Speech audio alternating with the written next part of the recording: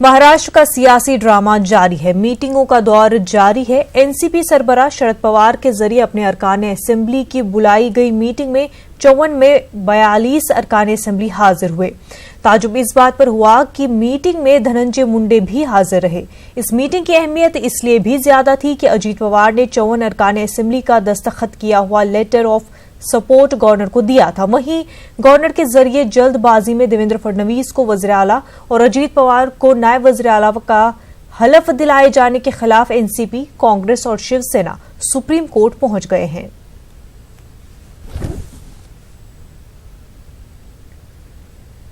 NCP की meeting में अजीत पवार के खिलाफ कार्रवाई की गई है। मीटिंग में एनसीपी सरबराह शरद पवार की हाजिरी में दिलीप वालसे पाटिल को लेजिस्लेचर पार्टी का लीडर चुना गया। वाज़ेह रहे कि शरद पवार ने दोपहर में हुई प्रेस कॉन्फ्रेंस में अजीत पवार और उनका साथ देने वाले अरकान असेंबली के खिलाफ कार्रवाई की बात कही थी। कांग्रेस ने महाराष्ट्र में फडणवीस और अजीत पवार की हलफबर्दारी को जमहूरियत के सियाहबाब से ताबीर किया, जबकि बीजेपी ने इसका दिफा किया है। महाराष्ट्र और देश के लोकतांत्रिक इतिहास में एक काले अध्याय के तौर पर दर्ज होगा जब संविधान को पांव तले रौंद दिया गया। अवसरवादी अजीत पवार ने जेल की सलाखों का डर दिखाकर सत्ता की हवस में अंधी भाजपा ने लोकतंत्र की सुपारी ले हत्या कर डाली। यह महाराष्ट्र की जनता से विश्वासघात नहीं तो क्या है? वादा तो था, भाजपा का वादा तो था, फडणवीस जी का वादा तो था 72,000 करोड़ के इरिगेशन स्कैम में अजीत दादा को आर्थर रोड जेल भेजने का, पर चुनाव के बाद उन्हें उप मुख्यमंत्री बना मंत्रालय भेज दिया। ये केवल मोदी है तो ही मुमकिन हो सकता है। स्वतंत्र भारत के इतिहास में यह भी पहला अवसर है कि जब रात के अंधेरे में संविधान के पन्ने फाड़कर और सार्वजनिक जीवन की मर्यादाएं तोड़कर किसी मुख्यमंत्री को अंधेरी रात के सुबेरे में शपथ दिलाने का, चोरी छुपे शपथ दिलाने का काम किया गया। इस विधानसभा के चुनाव में मैंडेट था भाजपा शिवसेना का, लेकिन बड़ी पार्टी थी भाजपा और मुख्यमंत्री का मैंडेट था देवेंद्र फडणवीस जी को। उनकी स्वयं एक योग्य मुख्यमंत्री और एक ईमानदार मुख्यमंत्री की छवि थी। देवेंद्र फडणवीस भाजपा विधायक दल के नेता हैं महाराष्ट्र विधानसभा में, और श्री अजीत पवार एनसीपी विधानमंडल दल के नेता हैं विधानमंडल में। तो दोनों विधानमंडल के नेताओं ने अपने विधायकों के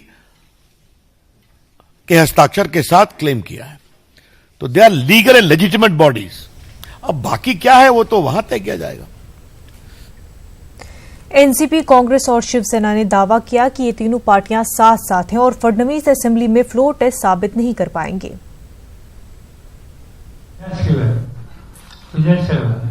त्याचं सदस्यत्व गेलं किंवा सदस्यत्वाचा राजीनामा त्यांनी दिला आणि पुन्हा निवडणुकीच्या संबंधीची भूमिका घेतली तर शिवसेना, काँग्रेस आणि राष्ट्रवादी काँग्रेस या तिन्ही पक्षांच्या वतीने त्या व्यक्तीचा पराभव करण्यासाठी जे काही करावं लागेल ते करण्याच्या संबंधीची काळजी या तिन्ही पक्षांच्या कार्यकर्त्यांच्याकडून घेतली जाईल। नुसतं बोलण्यापुरता नाही, पाठीवरती वाद झाल्यानंतर महाराजांनी काय केलं होतं हा इतिहास सर्वांना माहिती आहे आणि म्हणून कोणी पाठीत वाद करण्याचा प्रयत्न करू नये। बाकी पुढे जे जे काय होईल एक निश्चित कि आम्ही एकत्र आहोत आणि एकत्र राहू। बेशर्मी की भी इंतहा होती है, इन्होंने तो बेशर्मी की इंतहा को भी पार कर गए। तो इसको हम कंडेम करते हैं जिस तरह से होना चाहिए लोकतांत्रिक प्रक्रिया के तहत, वो नहीं हो पाया है। एक प्रक्रिया चल रही थी शिवसेना, एनसीपी और कांग्रेस के बीच में, एब्सोल्युटली बेसलेस। कांग्रेस ने बिल्कुल भी डिले नहीं किया। ये आरोप जो भी लगा रहे हैं वो मेरे ख्याल से गलत आरोप लगा रहे हैं। उनको सोचना चाहिए कि इसका कारण क्या है। जो आज जो भी हुआ उसका कारण यही है कि एनसीपी से कुछ लोग बाहर निकले, उन्होंने जाके एक लिस्ट दे दी, उसकी वजह से ये सारी घटना उपस्थित। बीजेपी को शिकस्त देने के लिए, क्योंकि कॉन्फिडेंस वोट आएगा, उसमें हम तीनों पार्टी साथ है और बीजेपी को कॉन्फिडेंस वोट में हराने के लिए और उनको जो भी साथ दे रहे हैं उनको हराने के लिए हम लोग इकट्ठे होकर हमारे पूरे प्रयास होंगे। इतना ही नहीं बल्कि उनको शिकस्त देंगे। बिहार के असेंबली इंतखाब में मुसलमानों का 17% वोट यूं तो सभी सियासी पार्टियों की तवज्जो का मरकज बनता है, लेकिन जेडीयू और आरजेडी की नजर खास तौर से मुस्लिम वोटों पर टिकी रहती है। बिहार में 1 बरस बाद असेंबली इंतखाबात होने हैं। ऐसे में मुस्लिम लीडर अपनी अपनी पार्टियों के लिए रास्ता बनाने की मुहिम में जुटे हुए हैं।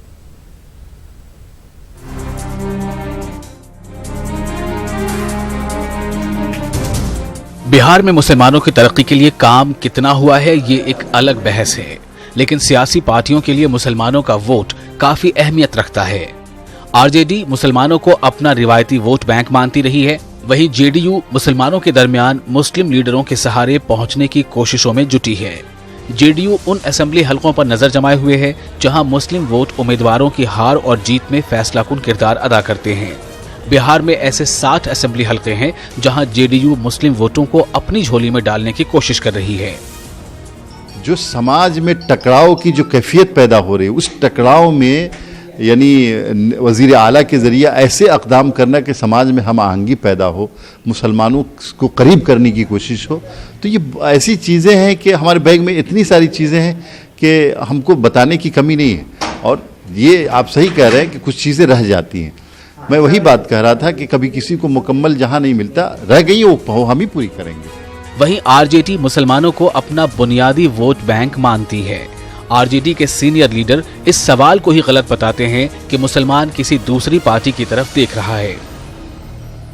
और जो हालात हैं देश के और जिस तरह के मुद्दे उठाए जा रहे हैं और जिस तरह से जो है सरकारों को जो है कब्जा किया जा रहा है, उसको बहुत माइन्यूटली जो है माइनॉरिटी देख रहा है। कोशिश सब करता है मगर उनकी कोशिश बेकार है। जेडीयू का दावा है कि मुसलमानों की फलाह व बहबूद के लिए नीतीश हुकूमत ने ही काम करना शुरू किया है और आगे भी इन्हीं की क़यादत में मजीद तरक्याती काम अंजाम दिए जाएंगे। न्यूज़ 18 उर्दू के लिए पटना से महफूज आलम की रिपोर्ट। अगर आप दिल्ली में रहते हैं तो ये खबर देखना आपके लिए काफी जरूरी है, और अगर आप दिल्ली के मुस्लिम अक्सरियती इलाकों में रहते हैं तो और भी जरूरी है। आज हम आपको दिखाएंगे कि दिल्ली में पानी पर हो रही सियासत के दरमियान ओखला में पानी क्यों नहीं पहुंच सका। साथ ही दिल्ली हुकूमत और दिल्ली जल बोर्ड के पास ओखला में लोगों की प्यास बुझाने के लिए क्या मंसूबा है। पानी पानी पानी ले पानी पानी।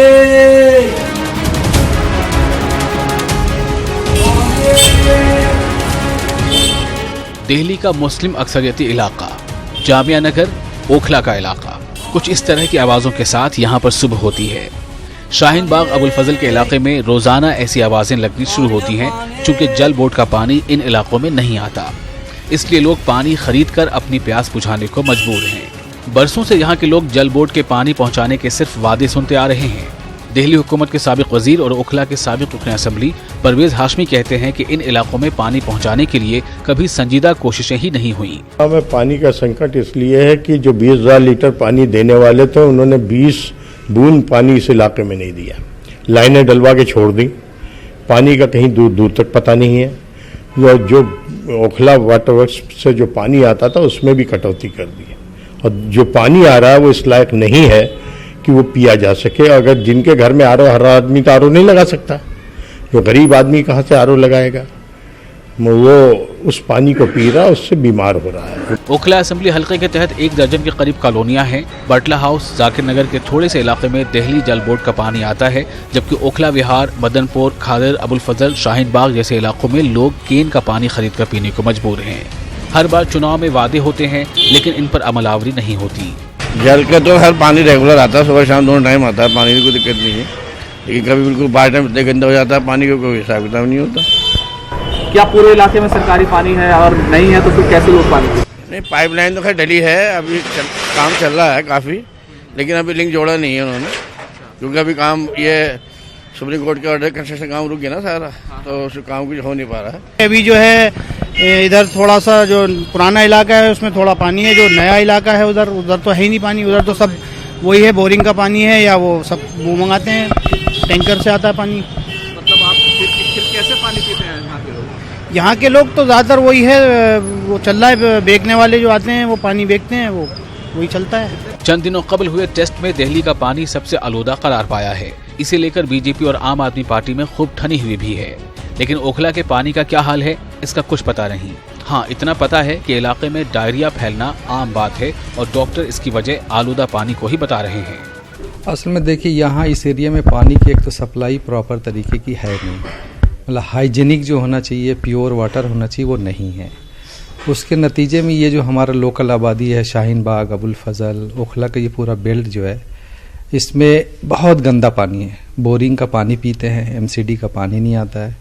उसके नतीजे में ख़ास तौर से बच्चे, उनको डायरिया होता है। ज़्यादातर हमारे पास जो पेशेंट इस तरह से जो आते हैं, ख़ास तौर से डायरिया के आते हैं, टाइफाइड के आते हैं और लीवर डिजीज़ के आते हैं। ये 3 डिजीज़ है जिसमें से कहीं न कहीं पानी का बड़ा रोल होता है। इस इलाके की बदकिस्मती ये है कि यहाँ के सोनिया विहार वाटर प्लांट से 10 से 15 किलोमीटर दूर के इलाके तुगलकाबाद, ग्रेटर कैलाश और वसंत कुंज को पानी की सप्लाई होती है, लेकिन सिर्फ 2 से 3 किलोमीटर के इलाके को पानी नहीं मिलता।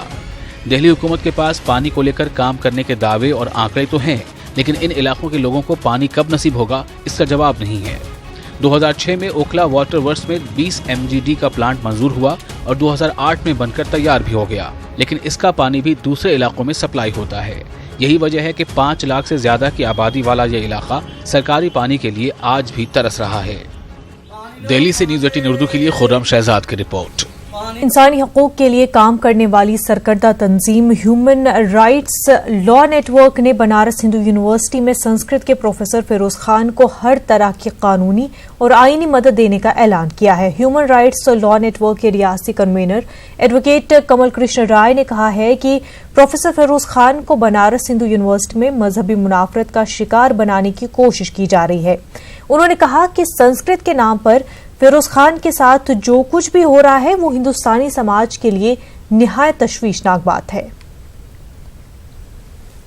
तो इतने पुराने बनारस हिंदू विश्वविद्यालय में एक बच्चा जो कक्षा 5 से संस्कृत पढ़ रहा है, जो उपनिषद और वेद और पुराण का ज्ञाता और विद्वान है, जिसको सरकारें सम्मानित करनी संस्कृत के विद्वान के रूप में, उसको कुछ सांप्रदायिक और कुछ संघी तत्व एज ए प्रोफेसर इसलिए नहीं ज्वाइन करने दे रहे हैं कि वो मुसलमान के घर में पैदा हुआ।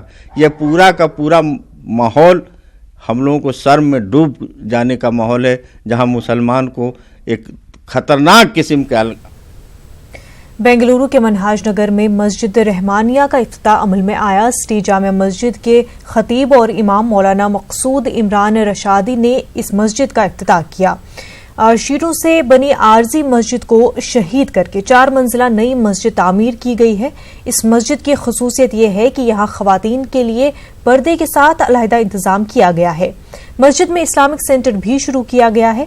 इस्लामिक सेंटर में दीनी और असरी तालीम का आगाज किया जा रहा है। साथ ही एक लाइब्रेरी भी कायम की जा रही है। मस्जिद कमेटी के जिम्मेदारों ने कहा कि अल्लाह ताला की इबादत के साथ साथ समाजी, तालीमी, फलाही सरगर्मियों का मरकज भी इस नई मस्जिद को बनाया जाएगा। माशाअल्लाह सिर्फ 1.5 साल के अरसे में अपने जान, अपने माल, सारी चीज़ों को लगाकर इतनी आलीशान 4 फ्लोर वाली मस्जिद रहमानिया को तामीर फरमाया है। चूँकि ये किसी की मीरास नहीं है, ये अल्लाह की मीरास है। इसलिए हमारे यहाँ के पूरे अहबाब ने बड़ी ही मोहब्बतों के साथ इस मस्जिद को बड़ा खूबसूरत अंदाज से तामीर फरमाया है। मस्जिद बिल्कुल छोटी थी, शीटों की मस्जिद थी, तकरीबन 8-9 साल उसमें नमाज पढ़ा। 1.5 साल पहले हज़रत मौलाना मकसूद इमरान साहब रशादी दामद बरकातुहू के हाथों संगे बुनियाद की गई।